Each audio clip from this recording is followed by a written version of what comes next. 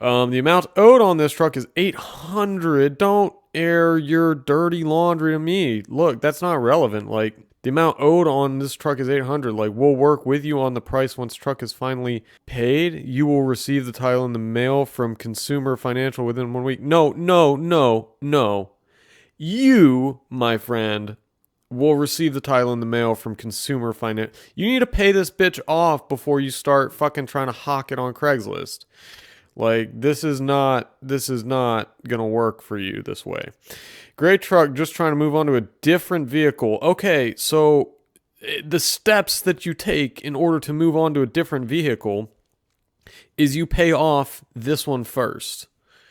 Like, God damn it, some people do not understand money. Daily, sunroof, gray cloth interior, third row seats, power windows and locks, no wear and tear. I always thought that this was just an ugly body style. Mostly the shape of the windows. It really comes down to the shape of the windows, and then this odd thing that they did with the fuck all of it. I don't even know where to start. Fuck that thing. It is powered by a 2.3 liter 5-cylinder 10 valve, which runs great. And 10 valve, like, why that's, yeah, how is that something, why is that something that you would mention? Why would you throw that in there? That 10 valve is the default. That is the bare minimum. If it has 5 cylinders, it has to have at least 10 valves, or it wouldn't be an actual, 4-stroke engine. As far as the comfort electrics surrounding the car goes, the comfort electric, did I just fucking take a hit of acid, or is this guy like putting some weird words together? As far as the comfort electrics surround, can I get some comfort electrics? Like, can I go to fucking Bed Bath & Beyond and get some comfort electrics? Like, occasional brake pedals sinking down at a standstill from the vacuum hydraulics. Yeah, okay, now I really trust your diagnostic skills. But braking is not affected. I would not be maybe so gung-ho about, a little bit cavalier about your braking issues there, dude, which sounds to me an awful lot like a brake fluid leak, which would be kind of a bigger concern. As there are a few other little things here and there that need attention. These are fairly cheap cars to maintain. Okay, I said at the very beginning, I'm pretty sure, like, and again, I'm not an expert on these, but like, I'm pretty sure that like everything look, I'm not from the 80s. I wasn't around back then. I don't know shit, but everything, like, what little data in my head that I have about these particular cars, all I know about them is I have heard that they're fucking expensive and hard and bitchy to maintain. That's literally like the thing that people know about these cars. So I just like how this guy, like, I'm sure, like, I don't know, he just really seems to have kind of a cavalier attitude about like the status of this car and its prospects. Town and country. So whoa, holy shit. I think that this is a first for me. But ladies and gentlemen, I just want to say that you heard it first from me on January 17th, 2020 on Craigslist. There is an entire town and country for sale. Evidently, so the town is going to be Swanee, Georgia. Okay, so that's not, you don't really care about that. That's not really worth that much. But the country evidently is going to be the United States, which, obviously, folks, we've lived through the past 3 years of our glorious new administration, so it should be no shock to anybody that our country is for sale. I always thought it'd be a little bit more than $3,900 when they finally threw it to the wolves at auction. But hey, I mean, there you go, $3,900 for the town of Swanee, Georgia, and the country of the United States of America. And that's what he wants, and it's probably our best offer. So I'm thinking if you came in, and let's be honest, $3,900. If he says 39, he'll take 35. So yeah. I mean, the country's for sale, and mostly to Russia, but you can get a chunk of it too. It's kind of a random car. Like, when these came out, they were like kind of considered to be like, oh, GM is finally coming around. Like, every 5 years for like 37 years. Every car that GM made was like, oh, they're finally like, I mean, it's not like a Camry, but it's like pretty closer than they were before. And like, this was one of those. And then they threw the hybrid version. Look, don't get me wrong. These were actually like, they're not totally embarrassing. And then they like threw the hybrid version in there, like, oh, and a hybrid. And and I think it was just like the belt alternator starter system where it was like not even like 10% of what a damn Prius system is. It was just like that weird goofy setup that like belt alternator starter. It was like, I think the same little motor that like the starter motor ran the motor off like a starter motor engaged off like a serpentine belt, right? Like rather than gears. And then that same motor that was used as the starter was like, that was also the motor for the hybrid powertrain, but it was like belt driven. Like what a like cheesy system. But like, I guess it worked. Just kind of calling it a hybrid is like a little bit gratuitous. This is insulting. This is an insult to the intelligence level of the human race. And I just see these cars and I think, like, is this what you guys really, like, you really thought that you could just try and give us this? And that, like, we're so stupid. Like, we, the people, like, the average people out there who buy cars, we're so fucking dumb and ignorant with our heads up our asses that we're not even going to know it's made out of fucking garbage can plastic? No. Toyota didn't insult us. Toyota gave us that Camry, and it was a night and day difference, and people bought them. Versus you shat on us and expected us to take it, and were shocked when we weren't fucking brain dead and didn't buy your stupid shit cars. Oh, and then we paid you shit tons of money. No. Dumb company, dumb cars. They're just, what a dumb company. And right off the bat, like, none of these are owners. Like, this one owner car, yeah, that's the biggest fucking pile of horseshit I've ever seen in my entire life. Yes. One owner. Sure. It's being sold by S&K Auto, no dealer fees at this address. I mean, this is like the literal exact opposite of an owner. You're in the owner section. You're saying it's a one-owner car, okay? The definition of a one-owner car is, especially if you are saying, I am the owner, as in I am selling in the buy owner section, I must be the owner. One owner means the person who bought this car brand new at the Ford dealership in 1997 or 1998 still owns the car, right? You are selling it by owner.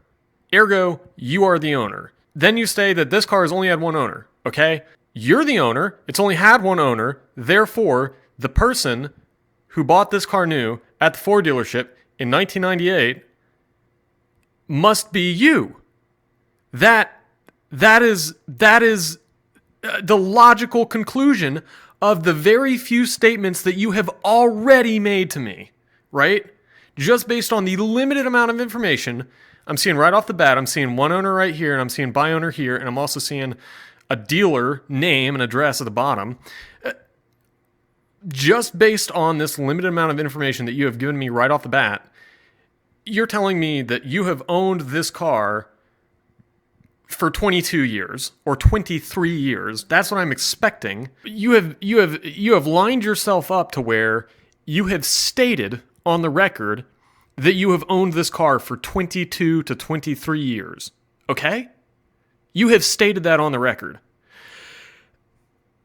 However, it's also pretty transparent that if I call you up, because you're a dealer, it says so right here, right? If I call you up, the person who I get on the other end of the phone, if I ask you, how long has you, or your business in this case, because it is a business, shouldn't be, but it is. If I ask you, how long have you had this car? The answer will be guess what? Compared to 22 or 23 years, do you think it's going to be longer or shorter than that? Shorter. Do you think it's going to be a lot shorter or a little bit shorter than that? It's going to be a lot shorter. It's going to be on the order of weeks, days, right? So you tell me it's in the owner section. It's a one-owner car. I must be dealing with the person who bought this from the Ford dealership brand new in 1998. You should be able to tell me everything that's ever happened to that car. You should be able to tell me every oil change it's ever got, whether it's gotten the antifreeze flush, whether it's gotten the transmission fluid change, every little scrape in the parking lot it's ever been through, every little weird thing that's missing with the interior, every parking lot scuffle and fender bender. You should be able to tell me everything about this car's 22 to 23 year lifespan, because you have stated that you have been with this car. It has been in your name and you have been driving it yourself since 1998. That's what you've just said. If I call this person up, if I get them on the phone and say, oh, so you're the original owner, you bought it brand new. They'll say, oh, no, I bought it at the auction a week ago. So I don't know anything about it, don't have any records, don't have any history, don't have a clue about it, don't know where it came from, where it's been, any of that. I think it had just one owner before it went to the auction. Where about? You don't have a fucking clue. You could not be more of a, you could not be less knowledgeable about this car. You couldn't be less knowledgeable about it. And you're passing it off as a one owner car in the owner section. Like, that's kind of a random assortment of, but this is so awesome. Like, here's the thing that I don't get, like, with these van projects that people do, like, look, the materials and labor to, like, turn an old rapist van into, like, a home thing, into, like, a mini motorhome. The cost of doing that cannot be, like, low. The cost and effort for that has got to be significant. Here's my argument. Have you ever seen how, like, dirt cheap any kind of a used motorhome is?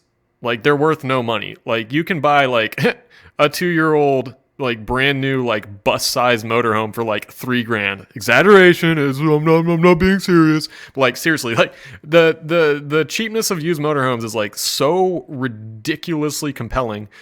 Like, why would you want to make your own? That's the thing with motorhomes is, People do these custom van projects because they want it to be their own. People only want to buy motorhomes brand new because they want it to be their own.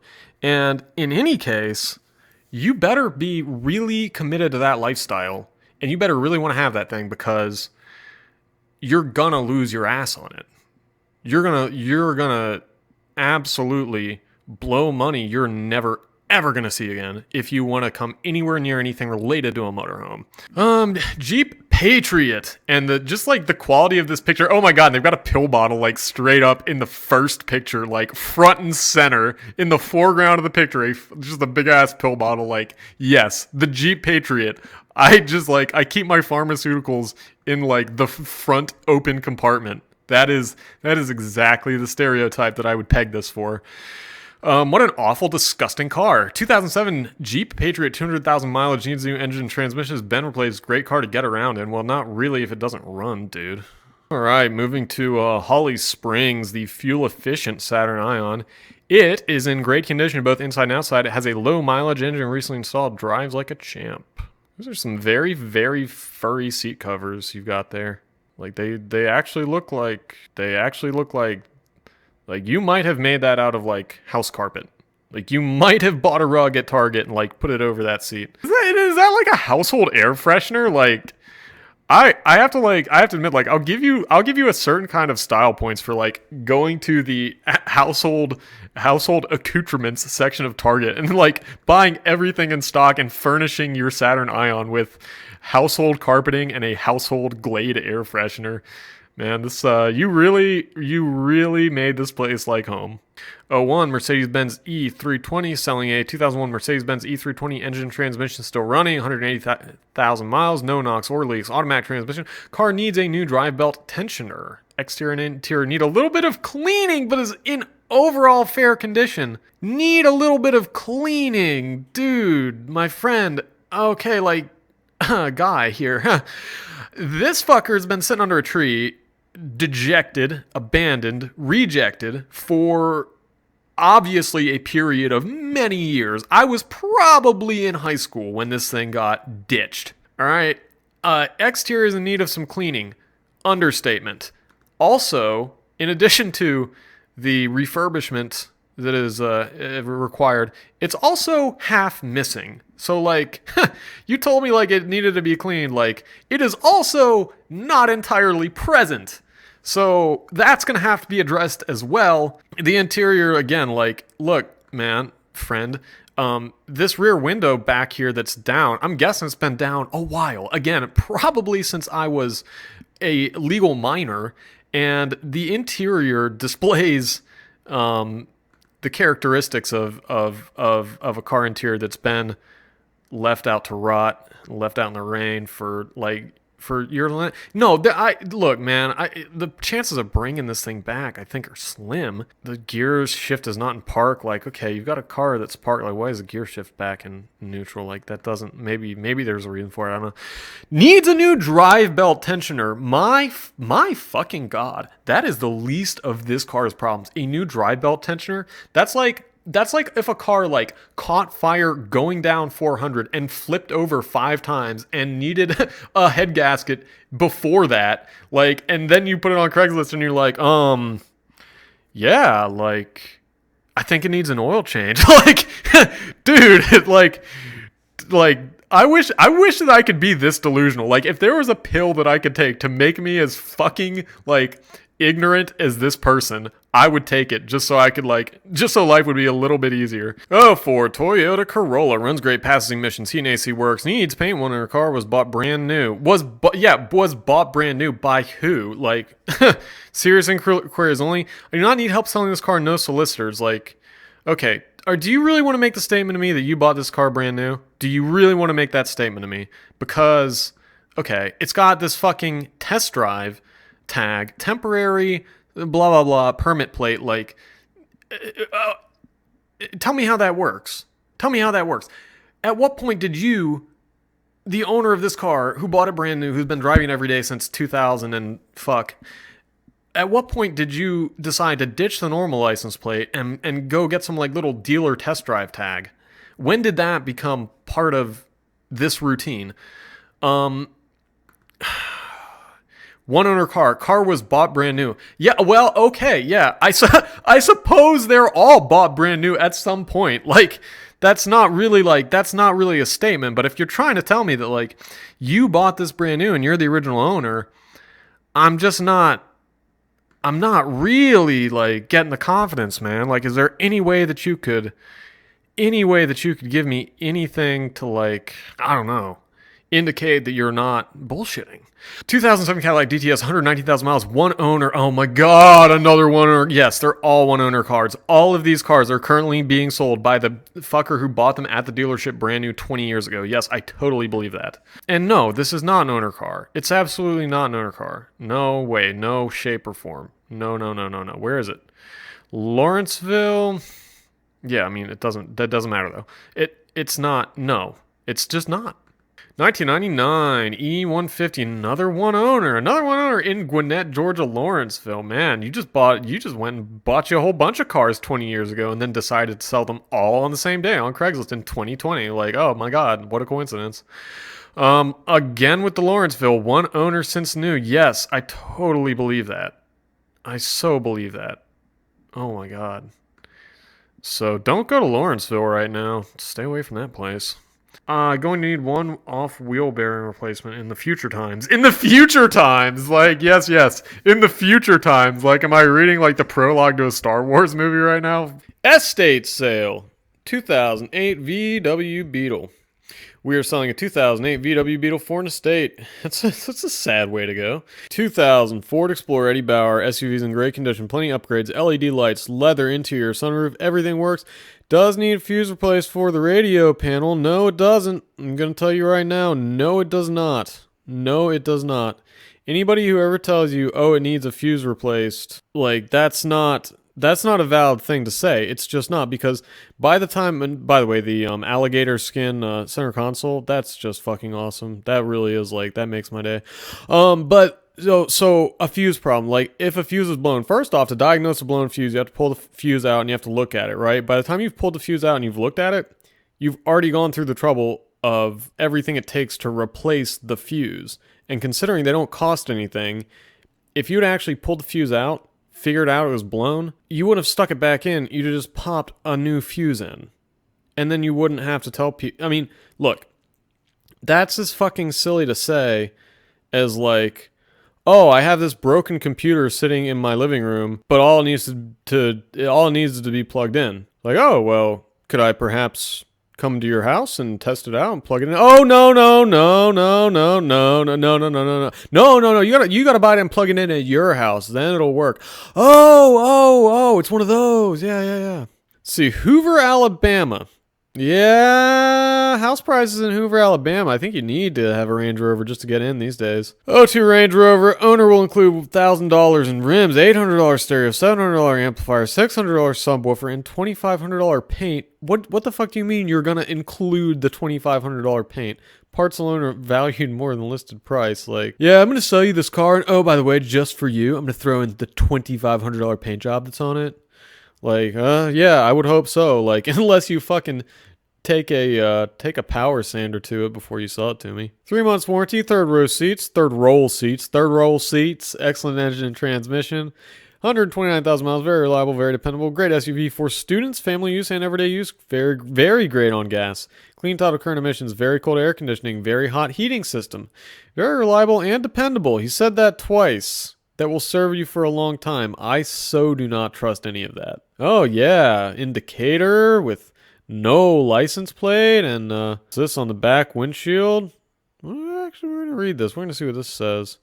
What does that say? Oh, it's a serial number? Oh, that just gives me the warm and fuzzies. When a fucking shitbag underworld scumlord car in the fucking trash lot with no license plate and a fucking pale blue 2003 paint job has a fucking serial number sticker branded to its back. Yeah, that really just like really sets the mood. Yeah, you're totally an owner. You are totally that little old lady in the fucking trash pit of Atlanta, like selling your like little old lady. Oh, I just went to Food Lion and I went back to the shithouse auction and da-da-da. Oh my god, and this is the same guy with another Ford and another, like, look at that, another serial number on the, oh, you're such an owner, oh, you're such an owner, look at that.